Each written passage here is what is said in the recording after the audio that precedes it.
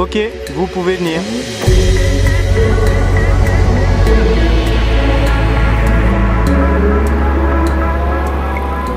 D'un côté, la mythique Ferrari 458 Italia, l'une des voitures les plus rapides sur l'asphalte qui passe de 0 à 100 en 3 secondes 5 pour une vitesse de pointe de plus de 325 km/h.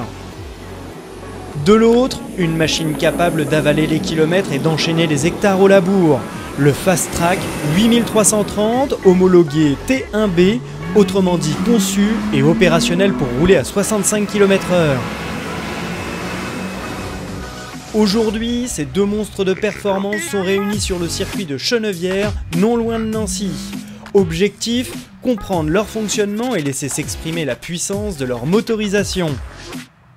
Et oui, il n'y a que sur un circuit que le V8 de 590 chevaux de la Ferrari peut d'un point de vue réglementaire dépasser les 130 km/h. Et vous imaginez bien qu'il en est de même pour le JCB. Il est certes homologué 65 km/h, mais la législation routière française le contraigne à ne pas franchir les 40. Néanmoins, c'est le premier tracteur à disposer d'une telle homologation en France. Alors, quitte à parler homologation vitesse, autant le mettre sur un terrain de jeu sécurisé pour découvrir les articulations mécaniques qui garantissent de telles performances.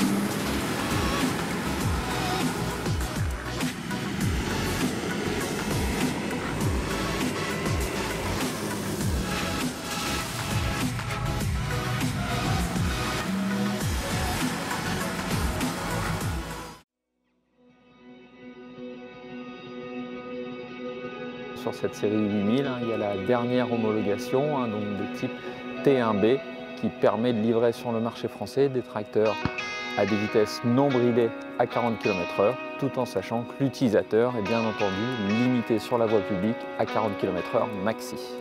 Cette homologation T1B reprend un certain nombre d'exigences en termes de sécurité, en termes de direction. Et donc pour répondre à ces exigences, la solution JCB, c'est d'avoir un système de freinage à double étrier, également deux séries sur ce 8000, un ABS. On retrouve également au niveau de la direction un double orbitrol qui permet, quelles que soient les conditions de conduite, d'avoir une direction sécurisée pour l'opérateur. Plus on se déplace à des vitesses importantes, plus le confort pour l'utilisateur est un point essentiel. Donc JCB a la particularité sur cette gamme de Fast Track de proposer donc une suspension intégrale. On retrouve une suspension du pont avant et une suspension donc du pont à l'arrière.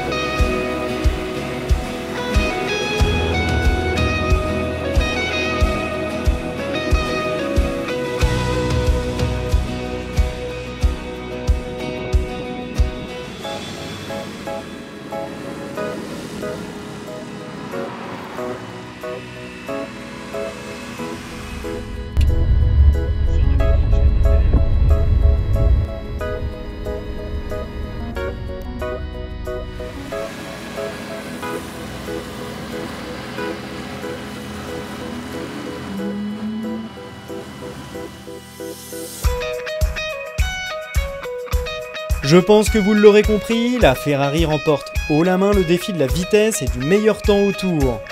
Toutefois, quitte à passer quelques heures au volant de l'un de ces deux engins, le Fast Track pourrait bien se distinguer par son confort grâce à son système de suspension indépendante, son châssis intégral et sa cabine en position centrale. Bref, c'est toujours difficile de choisir entre deux modèles haut de gamme.